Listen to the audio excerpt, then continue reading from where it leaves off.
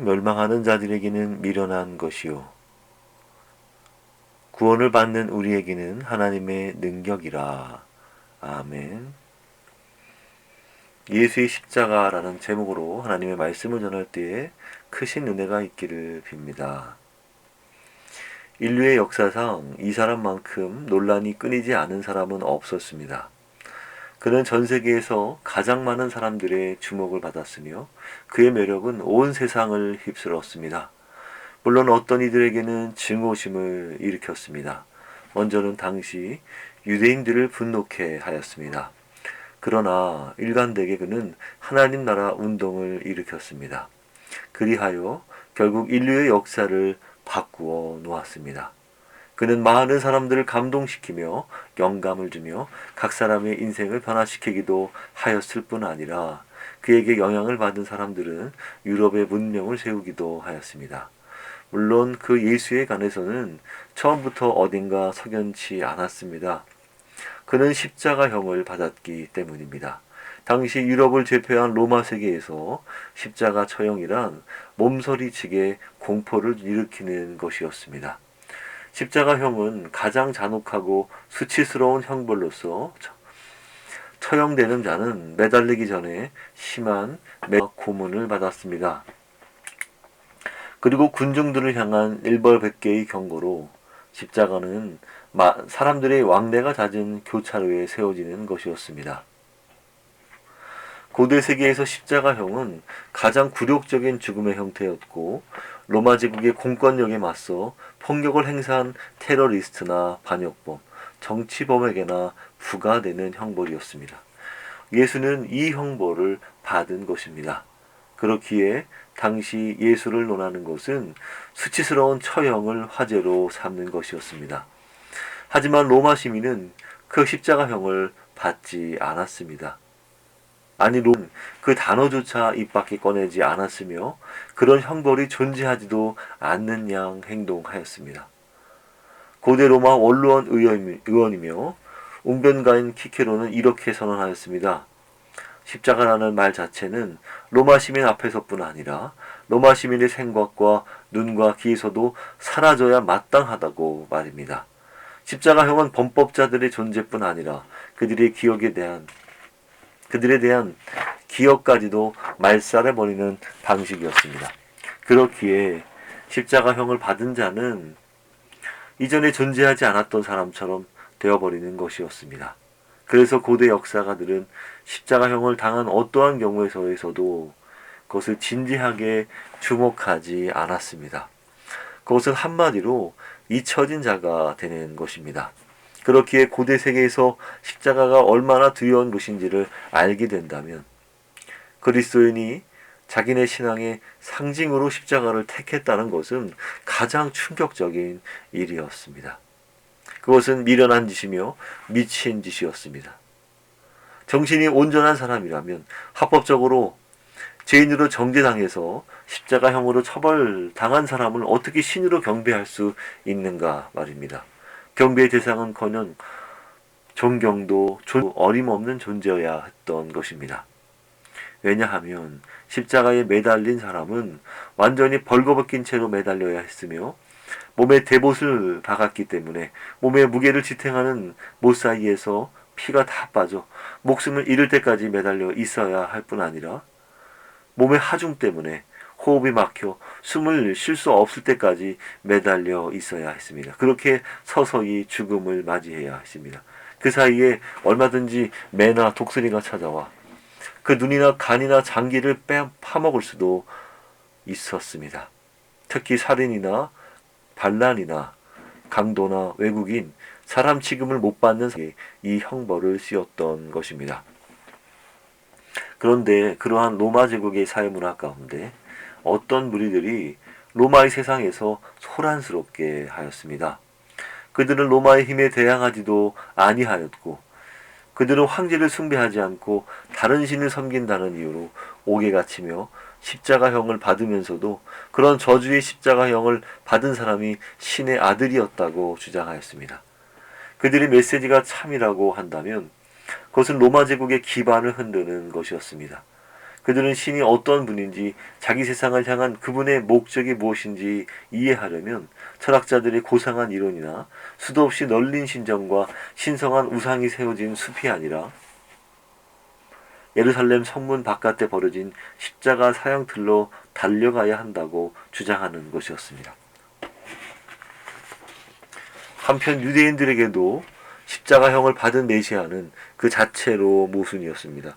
하나님의 권능은커녕 로마 제국의 지배로부터 벗어나 이스라엘을 해방시키기에는 역부족인 인물임을 스스로 드러내는 꼴이라 보았습니다. 이방인에겐 또 어떤가요? 신의 아들이 죄인의 처지로 죽었고 인류의 구원이 바로 그 개죽음에 전적으로 달렸다고 주장하는 것은 그저 신경이 거슬리는 정도가 아니라 완전히 미친 소리, 헛소리인 것입니다. 영원 불멸의 존재인 신이 죽는다고 생각하는 것은 우스꽝스러운 일이었기 때문입니다. 이런 메시지가 그들에게 얼마나 미친 소리이고 어리석은 소리인지는 아무리 강조해도 지나치지 않았습니다. 로마 제국의 지식인들과 경건한 사람들을 어떤 신념으로 설득하고자 할 때 그 신념이 최근 십자가형을 받은 사람에 관한 것이라면 그것은 최악의 얘기거리였습니다. 아무리 부드럽게 말한다고 해도 이런 이야기는 관계를 망치는 이야기였습니다. 모든 생명의 근원인 신을 십자가형을 당한 죄인과 연결시키는 것은 조롱과 몰이해를 자초하는 것이었습니다. 그의 메시아이 로마 제국도 뒤집는 것이었습니다. 로마의 구원은 로마 황제에게 있는 게 아니라 로마가 가한 폭력에 의해 희생당하고 잊혀진 자를 통해 임할 것이라는 이야기였습니다. 당시 온 유럽을 다스리던 로마 황제는 그런 십자가형을 받은 초라한 소수민족 유대인에게 무릎을 꿇어야 했습니다. 그렇기에 로마의 지식인들은 그들을 말도 안 되는 위험천만한 미신으로밖에 볼 수 없어서 그들을 규탄한 것입니다. 특히 심각하게 생각하지 않을 수 없는 것은 바로 십자가라는 말에 담긴 추악함이었습니다. 그 말에 조금이라도 경건한 구석이 있다고 말할 사람은 없습니다. 십자가는 그 어떤 경건의 개념과도 정면으로 맞섰기 때문입니다. 게다가 누구도 이 메시지로 자신을 과시할 수는 없었습니다. 초기 그리스도인들은 이 메시지를 말해서 얻을 수 있는 게 아무것도 없었기 때문입니다. 가장 추한 것에서 가장 고상한 진리를 깨닫는 것은 완벽한 역설이었습니다. 그 십자가라는 추악하고 역겨운 사형수의 형틀에 그 예수 그리스도가 있었습니다. 그는 유대인으로서 가버나움의 본거지를 두고 있었으며 온 이스라엘을 순회하고 다녔는데 그의 가르침이 온 이스라엘 땅을 휘몰아친 것입니다. 가난한 자에게는 희망을 주고 가진 자들에게는 심판을 외치며 죄인이라 여기는 자들에게는 받아주고 의인이라 여기는 자들을 내친 것입니다. 예수 그리스도는 왜 십자가에 죽었습니까? 그분의 죽음에 대한 책임은 누가 지는 겁니까? 많은 사람들은 이런 질문에 대해 아무런 문제를 느끼지 못합니다. 그들은 이렇게 말들 합니다. 예수는 죽은 것이 아니라 죽임을 당했으며 중재인처럼 공공연하게 처형되었다고 말이죠. 그분의 가르침은 매우 위험한 것으로서 심지어 파괴적인 것으로 느껴졌습니다. 유대 지도자들은 율법을 존중하지 않는 예수의 태도와 예수의 도발적인 언사에 몹시 분노하였습니다. 한편 로마인들에게 예수는 자신을 유대인의 왕이라 선언하고 로마 황제 가이사의 권위에 도전한다는 이야기를 한다는 것입니다.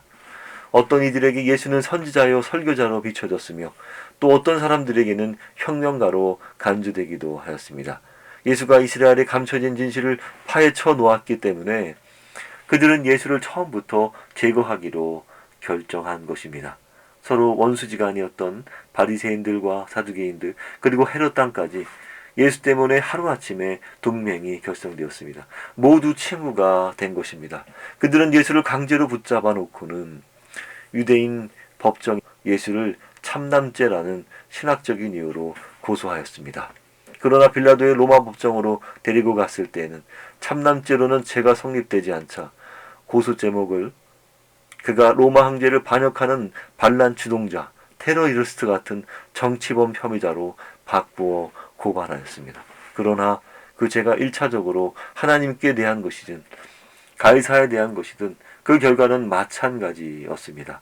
예수는 기존의 유대법과 질서를 위협하는 존재로 간주되었고 이는 묵과될 수 없었습니다. 겉으로 보기에 예수는 범법자로 죽으신 것입니다. 예수는 공생의 처음부터 유대의 기존 체제를 벗습니다. 사역 초기부터 그분은 그들이 지키던 그 일을 지키지 않았습니다. 그분은 비록 랍비로 행세하셨지만 보통 랍비들처럼 기존의 방식을 따르지는 않았습니다. 그분은 거리의 랍비라 어떠한 자격증도 없었고 그분의 권위를 인정해주는 정당한 근거도 없었습니다. 그러나 예수께서는 도발적인 행동으로 여러 지도자들과 논쟁을 야기하였고 당시 사회에서 벌어지고 문제가 있는 사람들과 가까이 지냈습니다. 바리새인들이 금식할 때 예수는 금식하지 않고 잔치에 참여하였으며 그들과 어울린 것입니다. 또한 고의로 안식일에 사람을 치료하여 안식일을 범하였습니다. 더구나 예수는 장로들의 유전을 무시하는 것으로 만족하지 않고 장로들의 유전을 배격해버렸으며 전통을 성경보다 더 높이 둔다는 이유로 바리새인들을 비난하였습니다. 예수는 그들이 사람보다도 규칙에 주의를 기울이며 도덕적 순결성보다도 결례의식에 더 주의를 기울이고 사랑보다 율법에 더 중점을 둔다고 그들을 비난하였습니다. 심지어 그들을 외식하는 자들이라 비난했고 소경을 인도하는 소경이라 비난했으며 심지어 그들을 독사의 자식 새끼들이라 라고 욕까지 하였습니다. 그들로서는 도저히 참을 수 없는 비난이었습니다. 예수는 그 사회의 지위나 권위를 훼손하고 묵살한 것입니다. 아무도 함부로 부르지 못하는 하나님을 아버지로 독특하게 부르셨으며 심지어 하나님과 동등하다고 자신을 소개한 것입니다. 그들에게 비친 예수는 참난 그 자체였습니다. 그렇기에 서로 미워하고 증오하던 바리새인들과 사두개인들 그리고 헤롯 땅까지 그들은 졸지에 예수를 몰아내고자 담합하였고 예수를 죽이는 것이 옳은 일이라 여긴 것입니다. 그들이 보기에 예수의 가르침은 이단적인 것이었습니다. 예수의 행위는 거룩한 율법에 대한 모욕이었습니다. 그들이 보기에 예수는 백성을 어기러진 길로 인도하였고 더 세한 가이사에 대한 불충을 조장한다는 소문이 돌았기에 더 이상 로마 제국으로부터 거센 진압이 진행되기 전에 싹을 잘라야 했습니다. 그리하여 그들이 그린 계획은 그들의 제자 한 명과 은밀히 거래하여 예수를 팔도록 하고 그렇게 예수를 붙잡아다가 공의의 재판을 받게 하고 총독의 손으로 제거하도록 하는 게 가장 좋은 시나리오였습니다. 그래야 매일 예수에게 몰려드는 청중들로부터 자신들을 보호하고 이를 완수할 수 있는 방법이었습니다. 그들이 보기에 예수는 제거되어야 할 만한 충분한 신학적 명분을 가지고 있었습니다. 그런데 예수를 사내들인 공예재판에 데려와 맹세로 증언하게 하였는데 그는 스스로 자신에 대해 참남한 주장을 펼친 것입니다. 자신이 권능자 하나님의 우편에 앉아있는 것과 하늘 구름을 타고 오는 것을 너희가 보리라고 주장한 것입니다. 그들은 예수의 입으로 직접 들었습니다. 예수는 스스로 참남한 말을 한 것입니다. 한마디로 신성모독이었습니다. 그렇기에 예수는 죽어야 마땅했고 자신들의 정죄는 합당하다 여긴 것입니다. 그러나 그들의 눈에는 이단적이고 율법에 모욕적이며 참남한 발언을 하였다 하더라도 유대 지도자들의 고소는 사실 어딘가 석연치가 않았습니다. 예수의 주장이 참이냐 거짓이냐를 차치하더라도 그들의 고소에는 큰 문제가 있었던 것입니다. 바리새인들이나 사두개인 제사장들이나 그들이 예수에 대한 적의는 사실 순수하지도 진실하지도 못하였습니다. 그들이 과연 예수를 고소하는 이유가 로마로부터 유대사회의 정치적 체제 안정이나 하나님의 율법서나 정결이 전적인 이유였을까요? 빌라도는 그들을 잘 알고 있었습니다. 그들이 로마 황제에 대한 충성심이 아니라는 것을 말입니다. 그들은 지극히도 이방인들을 부정시하며 로마에 식사도 대화도 하지 않고 가까이도 하지 않는 그들의 간섭을 볼 때 그들이 로마 황제에 대한 충성심이란 그저 그들의 명목상의 이유에 지나지 않았고 단지 그들이 예수에 대한 천박한 질투심 때문에 그들의 기득권을 지키려는 비열한 시기심 때문이라는 것을 잘 알고 있었던 것입니다. 마태복음 27장 18절, 이는 그가 그들의 시기로 예수를 넘겨준 줄 알미더라. 빌라도는 그들의 성례를 간파하고 있었던 것입니다. 사실 사두개인과 바리새인 등의 유대 지도자들은 오랫동안 로마 제국의 지배하에 자치 권력을 누려왔습니다. 그것은 그들의 둘도 없는 권위가 되었습니다. 그러나 예수는 정식 랍비도 아니면서 자신의 능력으로 수많은 민중을 몰고 다녔으며 그들에게 하나님의 말씀을 가르쳤습니다. 그건 유대 지도자들이 노력하여 얻어낸 것과는 차원이 달랐습니다. 예수는 그들에게 결여된 권위를 갖고 계셨습니다. 그들이 가진 권위란 고작 구약 성경의 권위에 호소할 수 있는 빌려온 권위였기 때문이었습니다. 그러나 예수는 자신의 권위로 병든 자를 고치며 귀신을 쫓아내며 죽은 자를 살리며 소외된 자를 위로하며 가난한 자를 먹이며 세상을 심판할 권세가 자신에게 있다고 선언하였습니다. 그건 위험 있는 실제적 권위다. 힘을 들이지 않은 권위였으며 하나님께로부터 온 권위였던 것입니다. 그러나 그들은 그것이 자기들을 위협한다고 느꼈습니다. 자신들을 우러러보던 모든 유대 백성들이 이제는 다 예수를 따라다녔기 때문입니다. 예수는 그들의 권위와 지배력과 자존심을 무너뜨린 것입니다. 그렇기에 그들은 철저히 질투했으며 예수만 없애면 자신들의 기득권을 유지할 수 있고 모든 게 제자리로 돌아올 것만 같았습니다. 그들 모두 자신의 권위가 위협을 받는다고 느낀 것입니다. 그렇기에 그들은 결국 예수를 죽인 것입니다. 제자 유다는 자신의 탐욕 때문에 제사장들에게 예수를 넘겨주었고 제사장들은 빌라도에게 시기 때문에 예수를 넘겨주었으며 빌라도는 비겁함 때문에 예수를 십자가에 죽도록 넘겨준 것입니다. 총독 빌라도는 비겁하였습니다. 광포한 군중은 예수를 십자가에 못 박아야만 한다고 외쳤습니다. 제 아무리 예수의 무죄함을 알고 성난 군중들에게 입증하려 한들 그들의 밀란과 소요를 이겨낼 수는 없었습니다. 아니, 빌라도에겐 그들이 민난과 소요를 이겨낼 만큼의 용기와 정의감은 갖고 있지 않았던 것입니다. 진실을 힘 앞에 얼마칠 수 있다고, 그게 정치라고, 그게 재판이고 그런 게 총독의 리더십이라고 보이는 듯한 군중 앞에서 손을 씻은 것입니다. 예수는 그렇게 죽은 것입니다. 그러나 여러분, 예수께서 그들로 인해 죽었다고 해서 그들만이 예수를 죽였다고 말할 수 있습니까? 아닙니다. 결코 그렇지 않습니다. 우리라고 해서 당시 그 자리에서 예수를 못 박지 말라고 말할 수 있는 인격이 아니기 때문입니다. 더구나 예수는 나를 비롯한 우리 모든 사람의 죄를 위하여 죽으셨기 때문입니다. 내가 예수로 인해 제3이라는 은혜 받은 사람이라는 것을 주장하려면 실제로 내가 예수를 십자가에 못 박은 사람이라고 주장하지 않으면 안 되는 것입니다. 내 죄 때문이라도 예수는 죽으신 것입니다.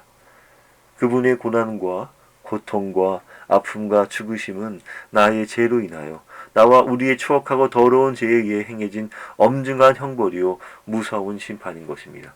죄책이 나에게도 있는 것입니다. 예수께서는 나를 살리시고자 죽으신 것입니다. 예수의 죽음은 내 목숨값입니다. 그렇기에 예수의 십자가는 부활과 같이 기독교 진리의 핵심입니다.